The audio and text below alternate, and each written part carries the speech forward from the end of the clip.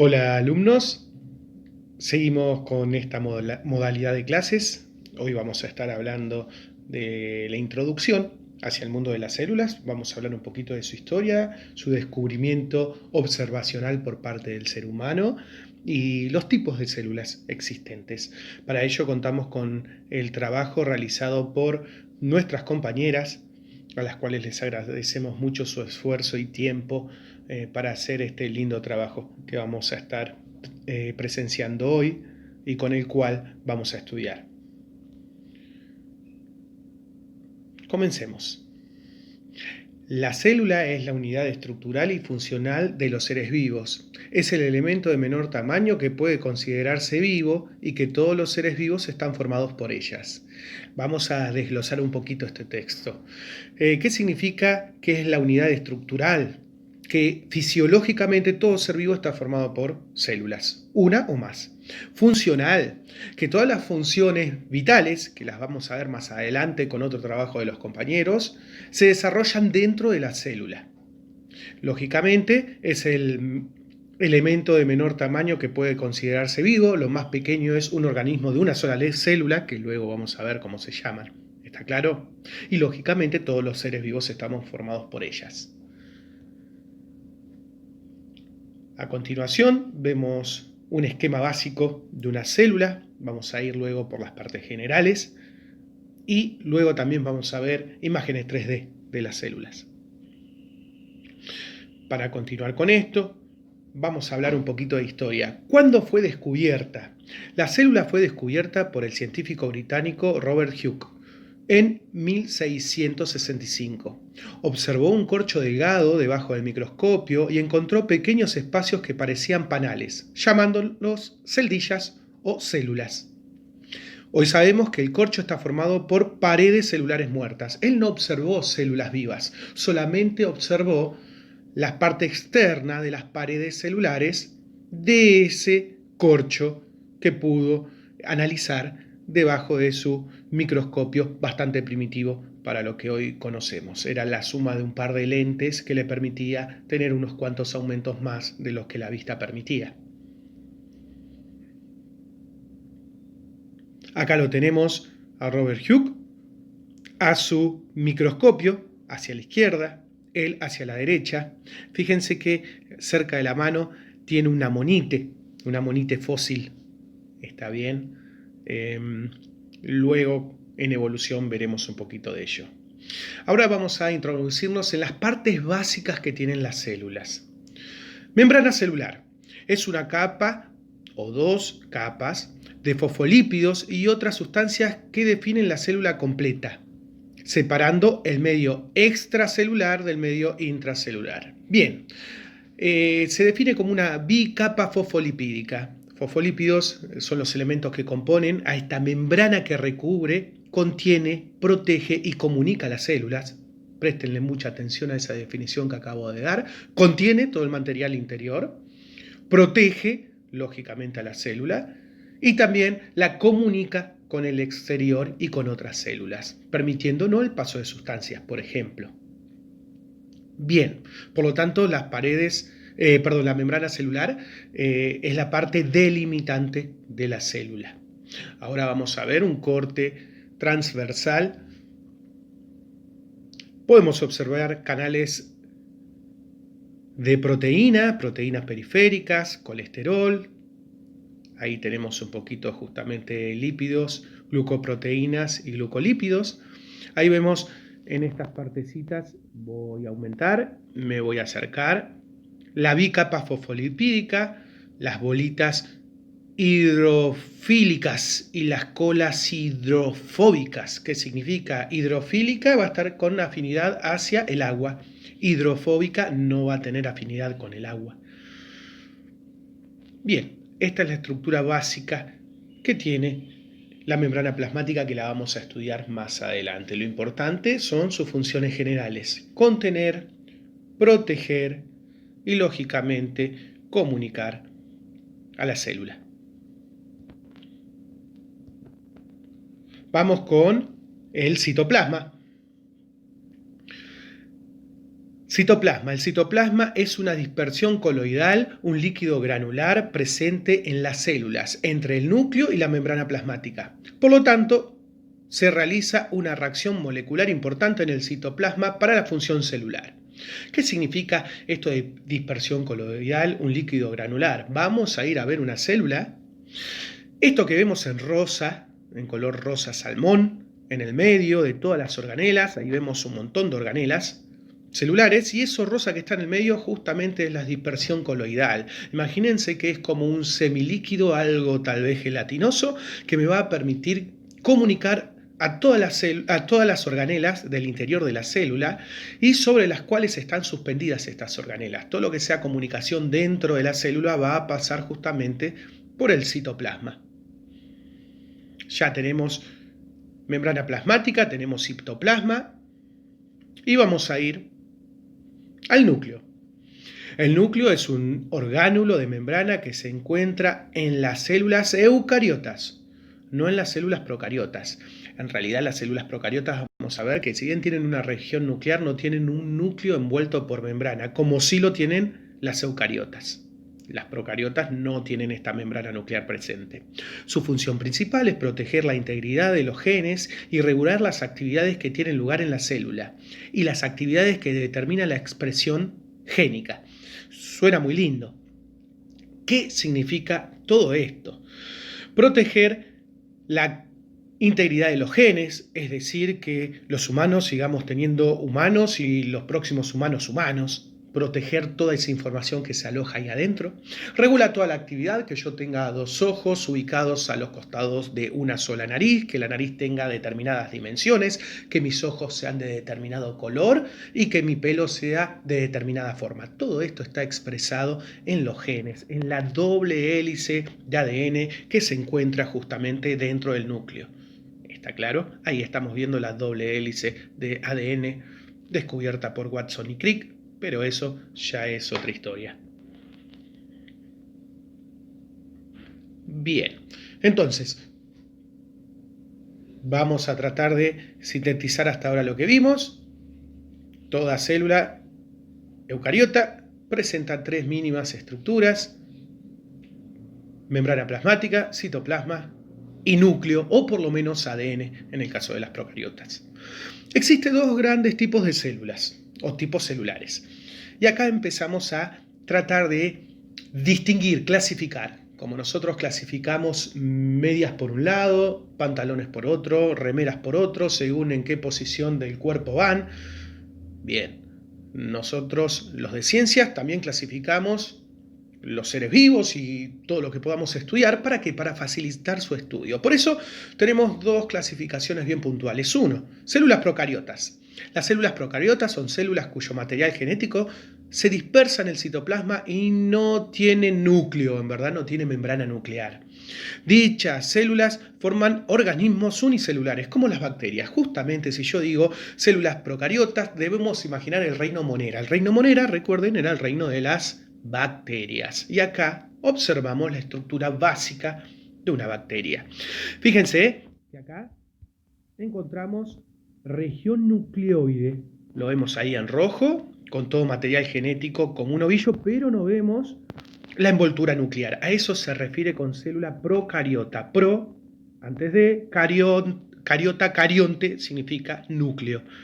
Justamente no tiene un núcleo definido por membrana. Estas son las procariotas, caracterizadas por las bacterias, reino Monera. Células eucariotas. Las células eucariotas tienen tres partes diferentes: la membrana que la rodea, el citoplasma que llena la mayor parte de la célula, donde trabajan los orgánulos, y el núcleo, donde reside la información genética de la célula. Existen diferentes tipos de células eucariotas, incluidas las células animal y vegetal. Sin embargo, hay algunas diferencias sustanciales entre los hongos y muchos protistas. A continuación, vamos a ver, dentro de las células eucariotas, células animales. Esto sería una clasificación dentro de las eucariotas en animales y vegetales. Las células animales forman los tejidos de los animales y difieren de las células vegetales en que carecen de pared celular. Primera diferencia. Segunda, carecen de cloroplastos. Tercera, tienen centriolos. Cuarta, tienen vacuolas pero más pequeñas y a menudo más abundantes. Entonces acá tenemos las diferencias entre célula animal y célula vegetal. ¿Está claro? Pared celular, cloroplastos, tienen las vegetales, no las animales. Y tienen centriolos y vacuolas más pequeñas las animales, mientras que las vegetales, por ejemplo, tienen vacuolas mucho más grandes llenas de líquidos y sales. Debido a la falta de pared celular rígida, las células animales pueden tomar muchas formas e incluso pueden engullir otras estructuras. Estas tienen una nutrición heterótrofa. ¿Qué significa hetero? Otro diferente, trofos, alimento. Las células heterótrofas, las células de los animales, necesitan consumir justamente materia ya elaborada, es decir, que van a consumir a otros seres vivos. Cuando digo materia elaborada me refiero a materia orgánica ya elaborada. ¿Está claro? Son consumidores. Acá tenemos la estructura básica de una célula animal. Bien.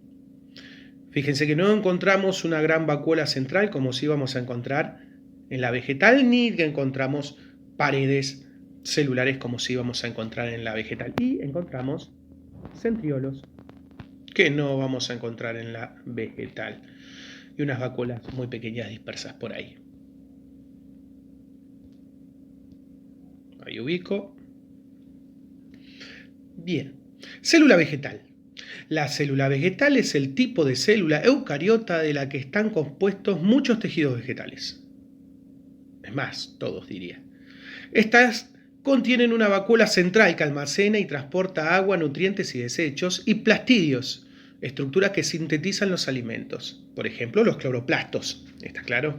Esa es una gran diferencia con la célula animal. Fíjense que acá aparecen los cloroplastos. Por favor, siempre distínganlos en células vegetales, ya que no están presentes en células animales.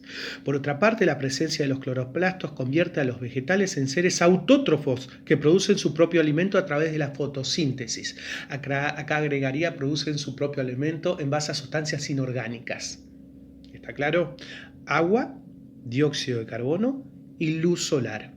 Como resultado de la fotosíntesis, foto significa luz, síntesis, podríamos decir producción, van a obtener oxígeno que se libera al medio y glucosa, que es su propio alimento, del cual otros organismos, como nosotros heterótrofos, consumiremos.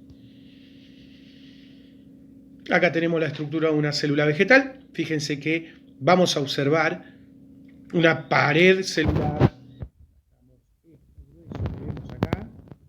de color verde oscuro, es la pared celular.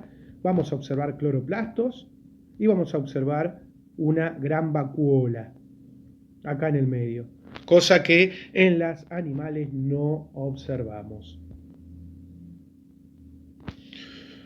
Los organismos están formados por células. Según el número de ellas que presenten, puede ser de dos tipos. ¿Qué significa esto? Ahora vamos a clasificar a los organismos según el número celular. ¿Está claro? Y van a ser, primero, los unicelulares.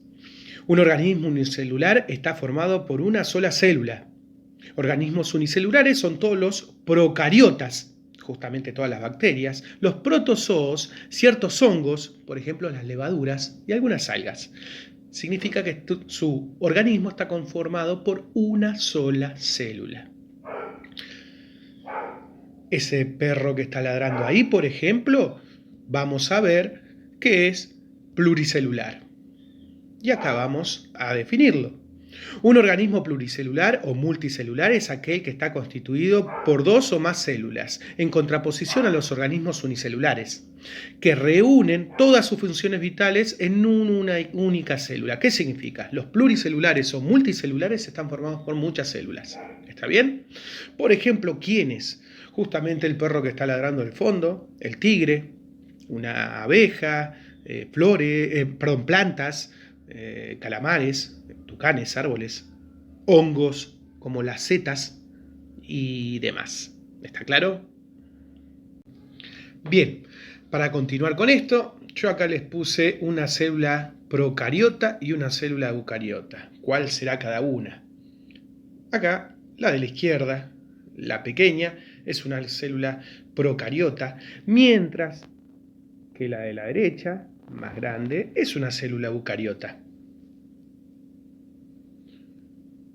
Vamos a la célula procariota.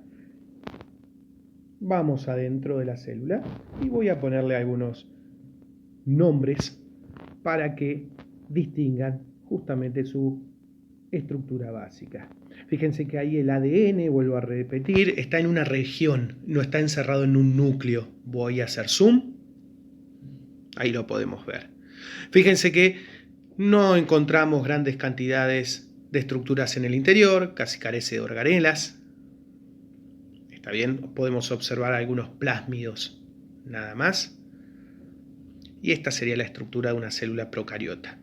Vamos a ir ahora a la estructura de una célula eucariota. Bien. Acá estamos con la estructura de una célula eucariota. No está diferenciada, está claro, completamente. Vamos a ir a la región nuclear y el núcleo. Vamos a hacer una pequeña animación. Lo que podemos observar acá, fíjense, es la diferencia de tamaño. Fíjense que en una procariota es de 0,1 a 10 micrones, mientras que la eucariota es de 10 micrones a 100 micrones. Evidentemente es muchísimo más grande la célula eucariota. Recuerden que las procariotas van a estar representadas por las bacterias, está claro, el reino Monera, mientras que las eucariotas van a ser las células animales y las células vegetales. Voy a ir dentro de la célula eucariota. Ahí estamos.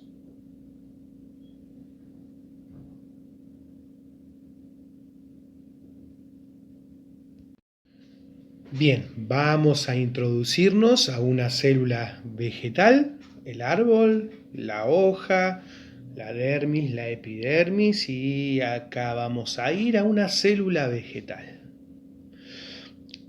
Dentro de las eucariotas están las células vegetales. Acá tenemos las características, vacuola justamente de gran tamaño, abajo a la izquierda. Tenemos pared celular, aquí. Bien. Y tenemos, lógicamente, voy a dirigir el gráfico, cloroplastos. Los vemos ahí de verde. Bien. Ahora vamos a ir a una célula animal. Empezamos por el hígado, ingresamos dentro del hígado, vamos al tejido hepático y ahí vamos a ir dentro de una célula animal. Bien. Para distinguir, acá tenemos una célula animal. No voy a hacer descripciones características de cada organela porque eso lo vamos a ver más adelante, cada función y cada organela. Fíjense que a la izquierda presenta bien claro cuáles son las estructuras exclusivas de la célula vegetal que no presenta el animal: el cloroplasto, pared celular y vacuola. Acá tenemos, lo voy a invertir al gráfico, así lo vemos de esta manera. Bien. Ahora vamos a ver unas observaciones al microscopio. Acá estamos observando en el microscopio una muestra de bacterias de yogur. Observamos diplococos, justamente esos redondeados de arriba a la derecha, estreptococos y bacilos con forma de bastón. Estas son las bacterias que se pueden observar en una muestra de yogur, lógicamente dejado a la intemperie. Fíjense cómo se puede observar una vibración en las bacterias, en su movimiento. Bien, acá vamos a hacer una observación de protozoos. Vamos a ver los resultados de aguas dejadas con un poco de lechuga a la intemperie. Y vamos a ver organismos unicelulares, en este caso eucariotas. Ahí vemos el movimiento en 400x, significa que estamos aumentando 400 veces lo que se podría ver a simple vista. Es lógico que esto a simple vista no lo podemos observar. Antes que pregunten, esa raya que ven ahí es una marca del ocular para observar el centro. Estos son, entonces, organismos unicelulares eucariotas. El perro que ladra del fondo es un organismo unicelular, es un organismo pluricelular eucariota también. A continuación estamos observando organismos unicelulares eucariotas, pero fotosintéticos. Son eulenas. Se ven perfectamente las eulenas, su color verde que indica la presencia de cloroplastos y clorofila. Fíjense los flagelitos en el extremo y por ahí abajo se veía también otro organismo unicelular.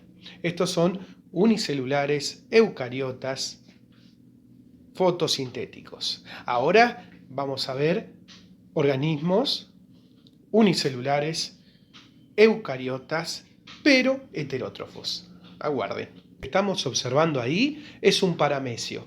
Fíjese cómo el agua a su alrededor está permanentemente en circulación gracias a sus cilios que baten el agua y le permiten lógicamente la locomoción, el movimiento y también la ingestión de alimento porque es heterótrofo.